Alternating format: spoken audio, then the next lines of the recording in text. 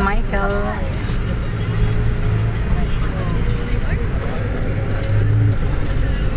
Pagbabas.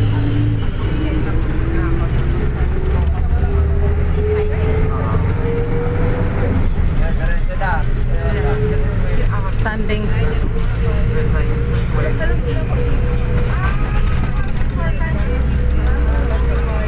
Parang feel nila. Dito wata karon.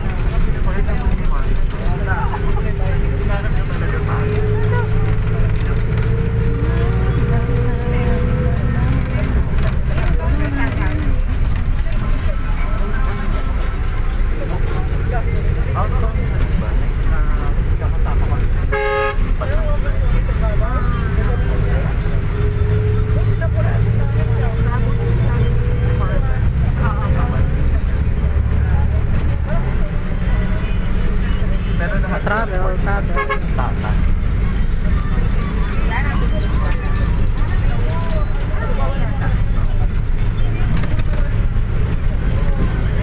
Ano, from Market to Uptown.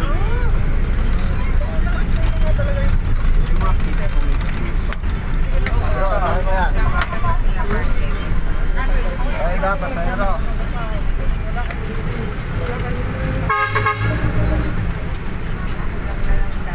Ay. Ayan. Ito ayaw. Makarton.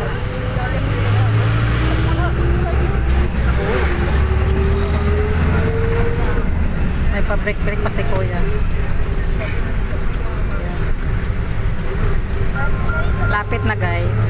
St. Michael tayo. Ay, dyan lang ako. St. Michael lang din ako.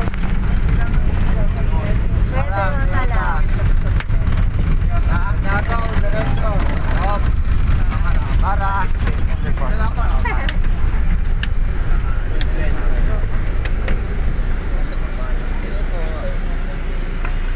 Oops.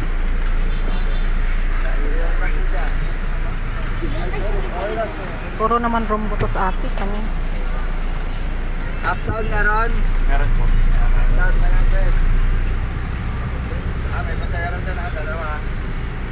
Doon ito. Sa likod. Ayan o. Ayun sa likod. Tuwa mo masaya ro. Okay, may gin sa likod.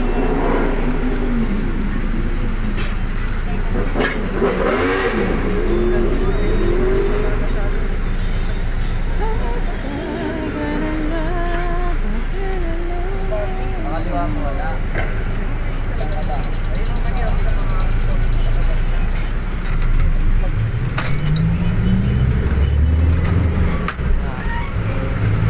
Michael po, dito. St. Michael lang Kuya. Pero, ayan.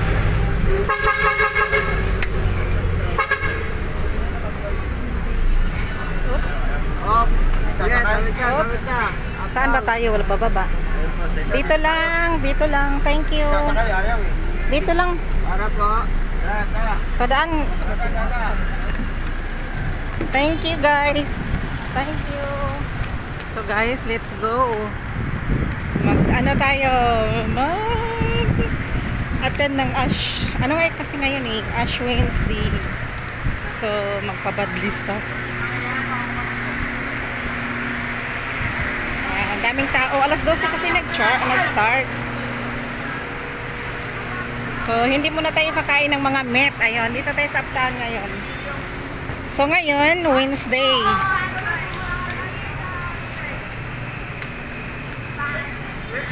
Let's go. Church time.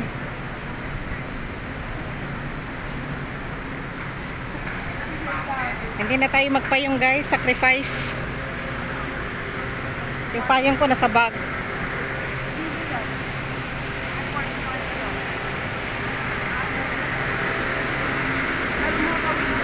Daming nag-charge ngayon.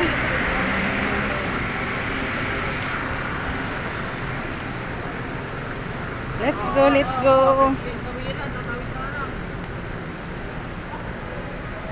Pagkatapos natin dito, isda yung kainin. Here, start na.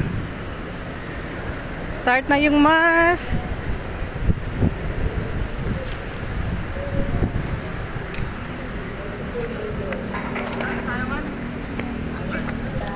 Start na yung mass, guys.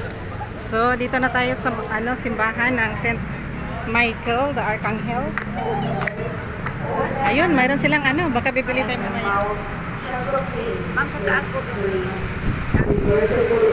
Start na Ash Wednesday.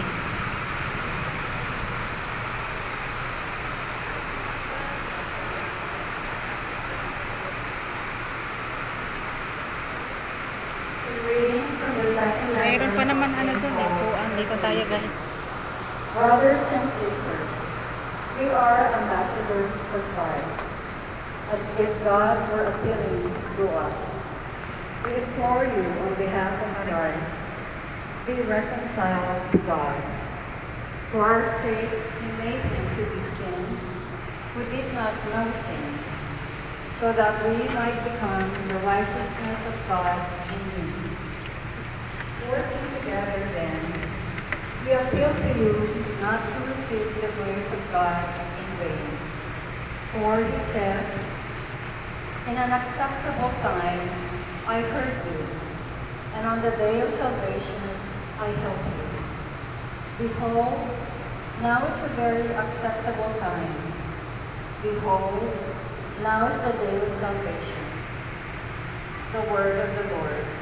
Thanks be to God. Let's face the truth. Let's face the truth about ourselves. Our faces help make a first impression. We do not like to see the skin changes of our faces caused by the passage of time and even the passage of years and days of our life. And so what do? We go to the skin care clinics. We get facials, we use face creams, age or even death-defying creams, toners, acne, oil control, facial wash, exfoliate creams. I'm not so familiar about these creams. Tightening creams, everything we can think of. At kung wala pa mangyayari sa mukha mo, magpaparatoge ka na. And imagine the sizable amount of money that you will be spending just to let your face look more younger. We just feel disgrace at facial disfigurement. Sign of the cross to remind us of the profound love of God. Before we retire for the night, do we still make the sign of the cross? Before we take our major meals, do you still make the sign of the cross? But I have to tell you this, people seem to be not here at all, thanking God for all the graces they receive. You know, I just observed, I went to a restaurant. It's just a very simple restaurant. You know, I don't have the money really to spend and to eat in one of the finest restaurants here. You know what I observed was this.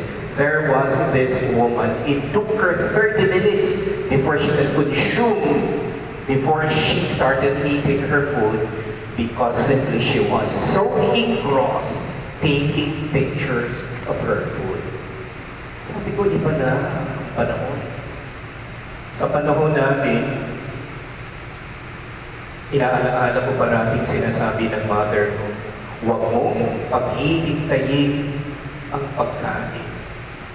Biyaya yan ng Diyos. Pero tingnan mo mga tao. Pumasok ka ng wine flower. Ano ba yung wine flower or one flower? Di ba? Bago kainin, katakot-takot na pictures.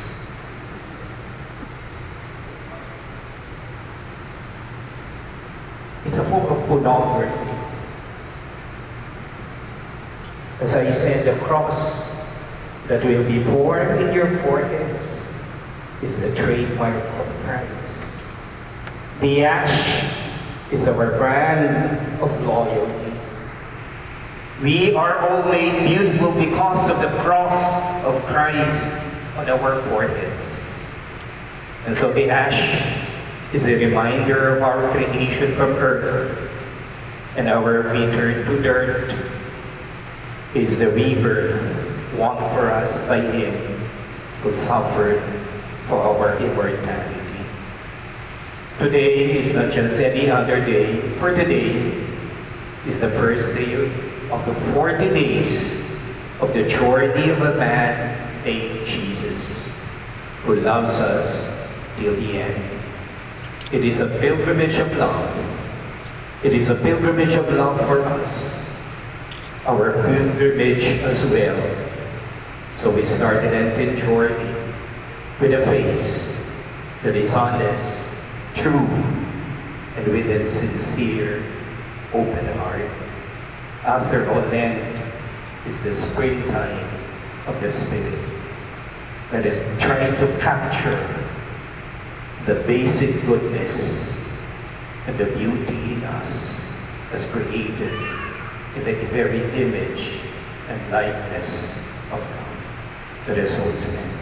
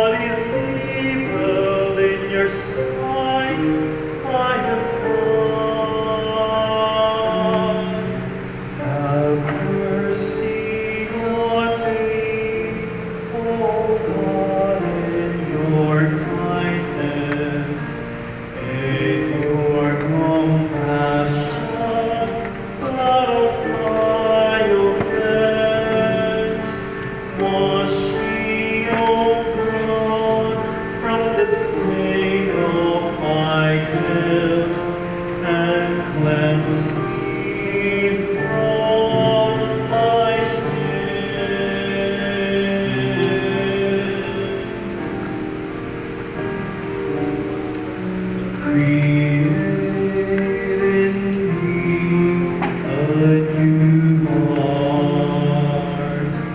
Put a steadfast spirit within me. Do not cast me away from your presence. Everyone, to please check your belongings before Tapos ng mass, leaving. guys. Please help maintain the cleanliness of our church and its surroundings by putting your trash in waste bins outside the church. Thank you, and may God bless you, please, holy angels.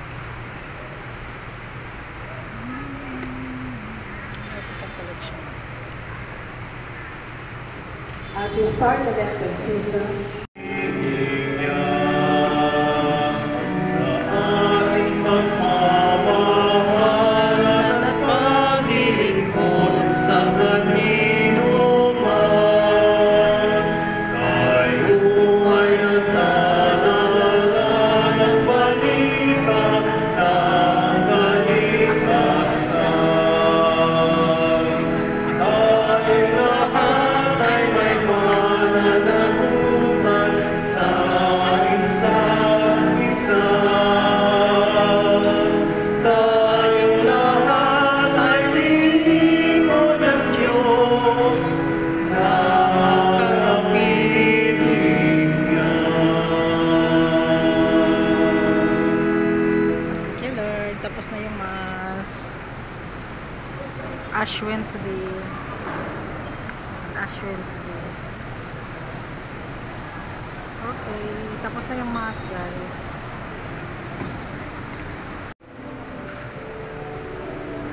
Okay na kayo? Guys, punta muna ako market. Doon ako mag-ano. Ayan, videohan ko yung ano.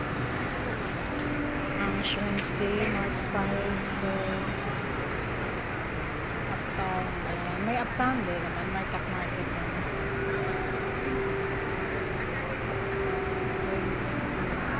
So, Sunday, 7 a.m. 9:11. Same pa rin. Same pa rin yung Mass. So, guys, danong yung Mass. Ash Wednesday today. Ayan. Tingin tayo dito. Baka may rosary. Bibili tayo ng rosary. May rosary dito eh. May nakita ko kaninang rosary. Dito ako dadaan sa gitna.